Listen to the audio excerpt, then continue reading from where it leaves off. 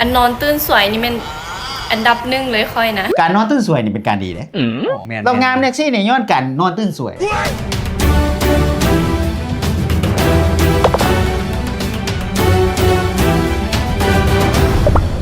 สวัสดีพบกับรายการตุ๊กโปแตกข้าพเจ้ากระต่ายน้อยผู้ดำเนินรายการวันนี้เราจะมาโอ้ล้มกันเกี่ยวกับเรื่อง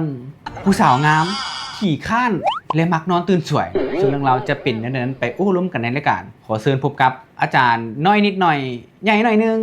สวัสดีอาจารย์สวัสดีพบกันอีกแล้วอาจารย์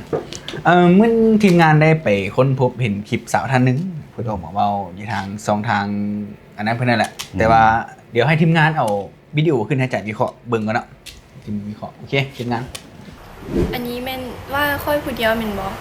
คันว่าค่อยผู้เดียวนี้ค่อยบ่เถียงจะคำเลย เพราะค่อยขี้ค้านแท้อันนอนตื่นสวยนี่มันอันดับหนึ่งเลยค่อยนะประมาณนี้อาจารย์ขี้ค้านตื่นสวยขี่ข้านตื่นสวยพร้อมอาจารย์คิดว่าดีการนอนตื่นสวยนี่เป็นการดีเลยสังเกตแม่น้องสาวเนี่ยเรางามเด็กเรางามแท็กซี่เนี่ยย้อนกันนอนตื่นสวยเลยเพราะเราก็ยอมรับได้ว่าเรานอนตื่นสวยมันบอกน้องสาวนี่เราก็งามเหมือนกันว่าเรานอนตื่นสวยคือว่าพักผ่อนเพียงพอนะพักผ่อนเพียงพอ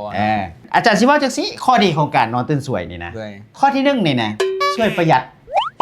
ประหยัดแบบไหนจ๊ะอันที่หนึ่งเนี่ยจะประหยัดค่าใช้จ่ายในการกินเจ้าก็กินแค่คาบเดียวแต่ตอนแรงค่าน้ำค่าไฟก็บ่ได้เสียนอนก็ต้องปิดไฟคือนอนปิดไฟไว้แล้วก็ค่าน้ำบ่ได้เข้าห้องน้ำดิบ่ได้กดห้องน้ำบ่ได้ล้างห้องน้ำนอนแช่อยู่เลยนอนแช่อยู่นั่นเลยถือว่าประหยัดพวกลูกเข้าห้องน้ำจากบ้านก็มีบางคนกดห้องน้ำแสดงว่าประหยัดค่าน้ำค่าไฟข้อสองนี่อาจารย์คิดว่ามันจะช่วยให้สุขภาพเขาดีแบบไหนอาจารย์ไปรีบไปเที่ยวมาบางเทื่อพักผ่อนก็เพียงพอดิคนเฮาน่ะมื้อนึงน่ะต้องพักผ่อนอย่างน้อย8 ชั่วโมงบัดนี้จะไปเล่นมาฮอด4 โมงเช้าแหละจะสิมันตื่น6 โมงเช้า2 ชั่วโมงมันก็เฮ็ดให้สุขภาพเฮาอ่อนแอน่าซูมเนาะวันนี้ครับบ่ว่าควรบ่เพียงพอแต่ต้องนอนตื่มนอนให้มันฮอต8 ชั่วโมงอย่างต่ำสำหรับข้อ3นี่อาจารย์คิดว่าแห่งสำคัญมันจะส่งเสริมให้ไอ้น้องเฮาคือจังหวะน้องสาวที่ว่าอยู่ในคลิปนั้นสวยงามหน้าตาสดใสดีไหมพ่ออาจารย์มันดีเพราะว่า